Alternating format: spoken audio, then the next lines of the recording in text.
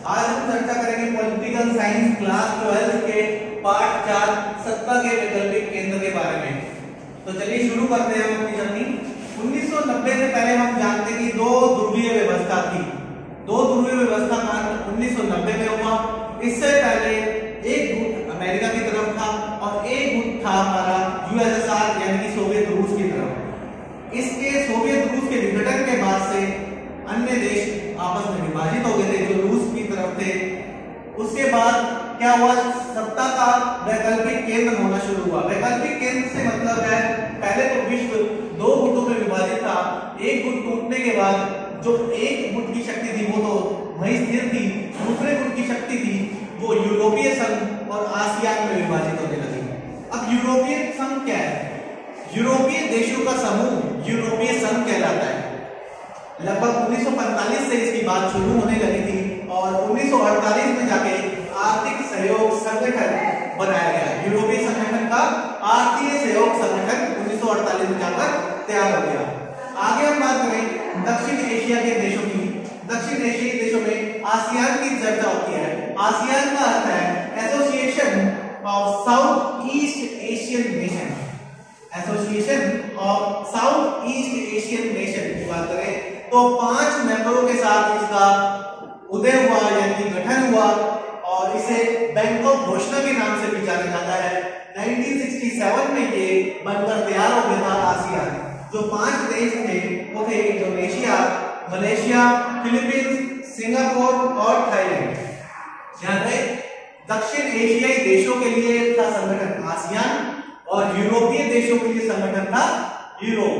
जैसे हमने चर्चा करी कि 1990 से पहले दो गुट थे यूएसएसआर और अमेरिका।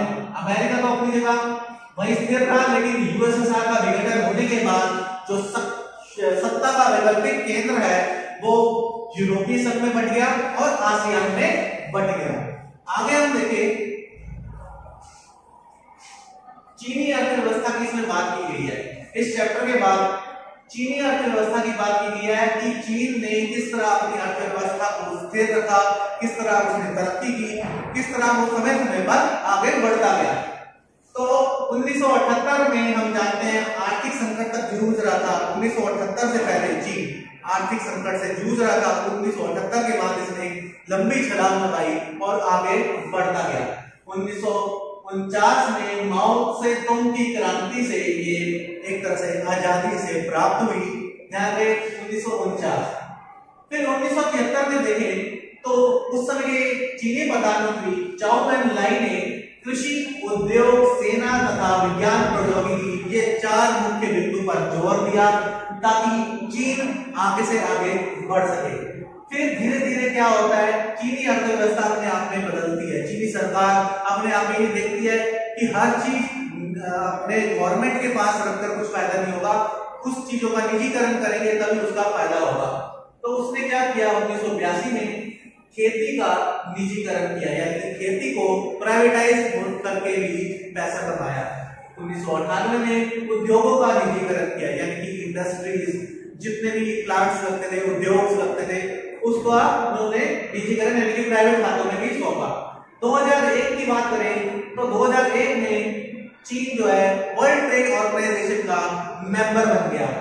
उससे हमें पता लगता है कि धीरे धीरे हमारे से ज्यादा पहले आजाद नहीं हुआ लेकिन चीन ने अपनी तरक्की किस तरह करनी शुरू की। फिर इस चैप्टर में हमें पता लगता है चीन और भारत के संबंध।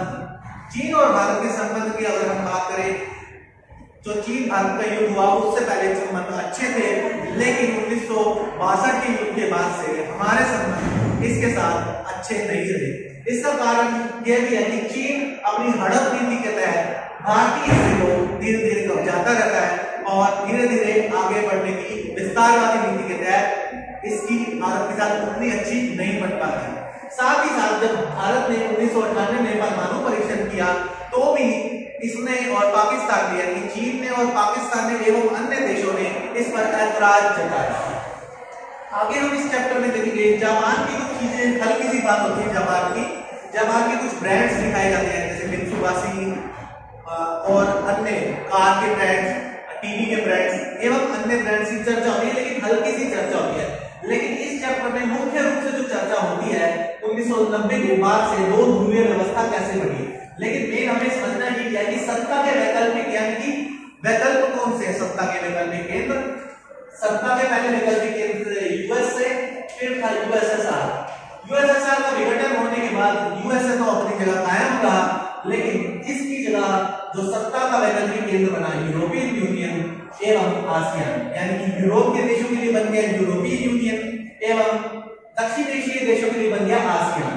तो इस तरह सत्ता का वैकल्प हो गया। पहले तो दो ही सत्ता के वैकल्प थे, लेकिन एक के विघटन के बाद अन्य विकल्प भी खुल गए। तो इस तरह आज हमने पॉल साइंस का पार्ट 4 सत्ता के वैकल्पिक केंद्र को समझा। आगे भी इस चैनल के साथ जुड़ने के लिए धन्यवाद।